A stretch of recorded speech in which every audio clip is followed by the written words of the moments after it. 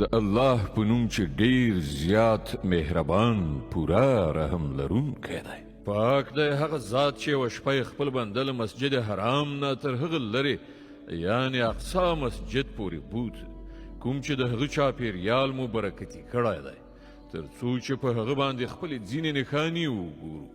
په حقیقت کې همغه دی د هر څه اورېدونکی او لیدونکی.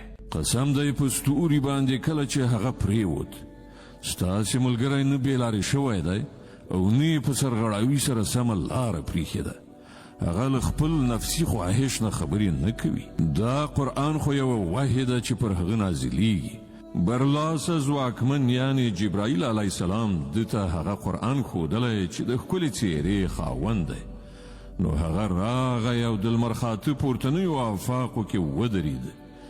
بیا نږدې راغی او پاس ځوړند شو تر دې پورې چې د دوه لیندیو برابر یا له دې نه څه کمه فاصله کې محمد ته نږدې پاتې شو. هله نو هغه د الله بنده ته وحی ورسوله، هره وحی چې هغه ته رسېدونکې وه. سترګو چې څه ولیدل زړه په هغه کې دروغ ګډ نه کړل. آیا تاسې په هغه شي باندې له هغه سره شخړه کوئ چې هغه یې په سترګو ویني؟ بېشکه چې د یو بل وار هم جبرائیل په راښکته کېدلو لیدلی و.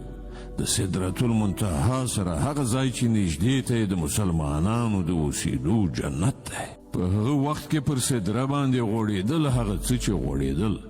د هغه محمد سترګې ونه ګرځېدلې او نورو شیانو ته یې ونه کتل او هغه د خپل پروردګار لویې لویې نښانې ولیدلې.